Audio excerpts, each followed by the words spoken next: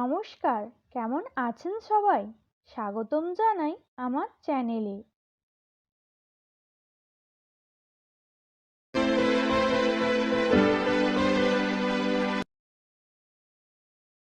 আপনাদের কাছে আমার একটাই অভিযোগ, আপনারা ভিডিও তো দেখেন, কিন্তু লাইক, শেয়ার এবং সাবস্ক্রাইব করতে ভুলে যান।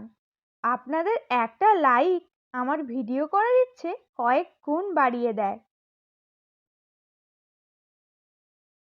চীনা খাবার তৈরির মূল উপকরণই হলো আদা, রসুন আর কাঁচা লঙ্কা। চীনা রান্নায় এই ৩ উপকরণের মাত্রাই আসল। কোনো রান্নায় কী পরিমাণ এই উপকরণগুলি ব্যবহার হবে তা ভালো করে জেনে নিয়ে তবেই রান্না করুন। প্রায় সব চীনা রান্নায় আমরা সয়া সস ব্যবহার করি। এই সস প্রচণ্ড অ্যাসিডিক প্রকৃতির হয় ও এতে নুনের মাত্রাও ভালো পরিমাণে থাকে। তাই চীনা খাবার তৈরিতে সয়া সস ব্যবহার করার সময় ২-৪ দানা চিনি দিয়ে দিলে রান্নার স্বাদ কয়েক গুণ বেড়ে যায়। ধিমে আঁচে চাইনিজ খাবার করলে তার স্বাদ ভালো হবে না।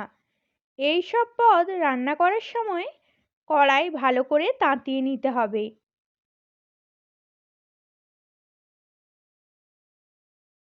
নুডলস সেদ্ধ করার সময়, বিশেষত রাইস নুডলস তৈরি করার সময় বেশ সমস্যা হয় অনেকের। গলে গেলে তা খেতে মোটেও ভালো লাগে না। এক্ষেত্রে ফুটন্ত জলে নুন আর সামান্য তেল দিয়ে নুডলস সেদ্ধ করে নিয়ে ঠান্ডা জলে ভালো করে ধুয়ে জল ঝরিয়ে নিন, তবেই খেতে ভালো লাগবে। আর একে অপরের গায়ে নুডলসগুলি লেগেও থাকে না।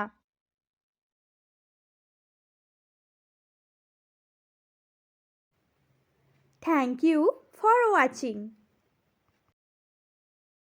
Please like, comment, share and subscribe.